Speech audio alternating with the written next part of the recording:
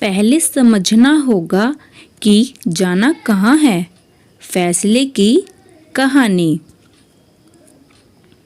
दोस्तों, एक बार एक नौजवान लड़का रेलवे स्टेशन पर पहुंचा और स्टेशन पर पहुंचकर टिकट काउंटर पर गया और वह जाकर कहने लगा कि मुझे एक टिकट दे दो।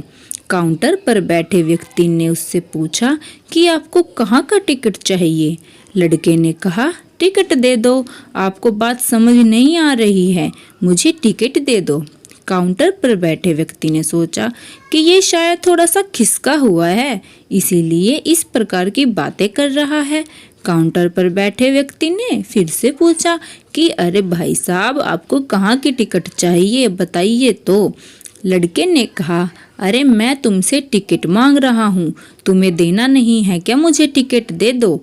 अब काउंटर पर बैठे व्यक्ति को थोड़ा गुस्सा आ गया और उसने उस व्यक्ति को भगा दिया और कहा, पीछे बहुत सारे लोग खड़े हुए हैं, तुम यहाँ से चले जाओ वरना मैं पुलिस को बुला लूँगा। वो लड़का थोड़ा सा गुस्सा हुआ और वहाँ से चला गया और उसके बाद वो प्लेटफॉर्म पर आ गया जहाँ पर बहुत सारे लोग खड़े हुए थे और किसी ट्रेन का इंतज़ार कर रहे थे। अब थोड़ी देर के बाद वहाँ पर एक ट्रेन आई। आप सभी लोग उस ट्रेन में चढ़ने लगे। वह लड़का भी उस ट्रेन में चढ़ गया। अब मैं सभी से एक प्रश्न पूछना चाहती हूँ कि जिसका जवाब आपको मुझे देना है। आप बताइएगा कि वह लड़का अब कहाँ पहुँचा। हाँ, कहाँ पर पहुँचा। आप मुझे बताइए कि वह लड़का वहाँ पहुँचेगा जहाँ वाकई में उसे जाना है, या फिर वो वहाँ पहुँचेगा जहाँ पर वो ट्रेन उसे ले जाएगी। जी हाँ, बिल्कुल सही कहा आपने। वह लड़का वहाँ पहुँचेगा जहाँ वो ट्रेन लेकर के जाएगी। अब आप भी अपने आप से पूछ कर देखिए कि आप भी बिना लक्ष्य वाली ट्रेन में सफ़र तो नहीं कर रहे। कई बार आप भी अपने माँ बाप को दिखाने के चक्कर में, अपने दोस्तों को दिखाने के चक्कर में बिना लक्ष्य वाली ट्रेन में बैठ जाते हैं और उन्हें कुछ करके दिखाना चाहते हैं। क्या आपको लगता ही है कि ये सही है? अब ट्रेन में बैठा व्यक्ति चला जा रहा है, लेकिन कुछ दिन के बाद वो बोर हो जाता है, परेशान होने लगता है कि ये मैं कहाँ जा रहा हूँ। और फिर थोड़े दिन के बाद उसे एक स्टेशन दिखता है और बहुत सारे लोग उतर रहे होते हैं और फिर वो भी वहाँ पर उतर जाता है।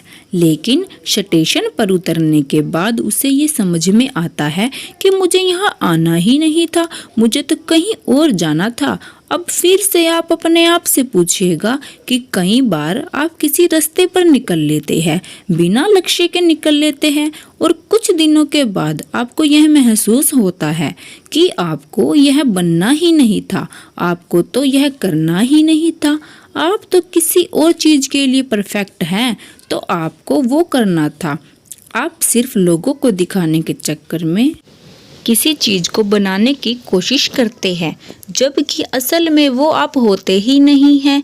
एक बिना लक्ष्य के यात्रा करने पर आपका पूरा जीवन खराब हो सकता है और वहीं पर एक महत्वपूर्ण चीज़ खराब होती है जो कभी वापस नहीं आ सकती, और वो है आपका समय। और इसीलिए सबसे पहले आप सही जगह का चुनाव करें कि आपको जाना कहाँ है। उसके बाद स्टेशन पर जाकर अपनी सही ट्रेन ढूंढे, क्योंकि वहाँ पर बहुत सारी ट्रेनें होंगी, बहुत सारे लोग अलग अलग ट्रेन में चढ़ रहे होंगे, लेकिन आपको अपनी ट्रेन ढूंढना है जो आपको अपने सही लक्ष्य पर पहुँचाएगी। यदि आप किसी को दिखाने के लिए कोई भी काम कर रहे हो तो आप उसे आज ही छोड़ दीजिए और अपने एक सही लक्ष्य का चुनाव कीजिए जो आपको एक सही यात्रा पर पहुंचाएगी।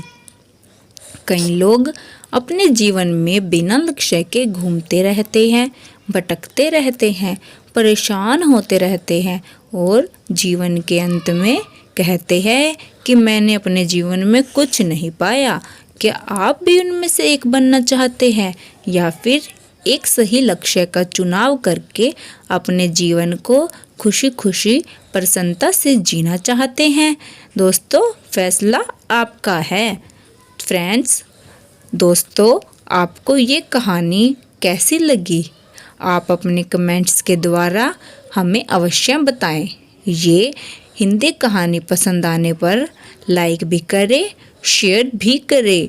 ऐसी ही प्रसिद्ध कहानियाँ देखने के लिए, पढ़ने के लिए सब्सक्राइब करें और बेल आइकन को भी प्रेस करें। आप सबकी सपोर्ट से ऐसी ही और नई कहानियाँ मैं हर रोज़ लेके आऊँगी आपके लिए। So friends, thanks for you watching.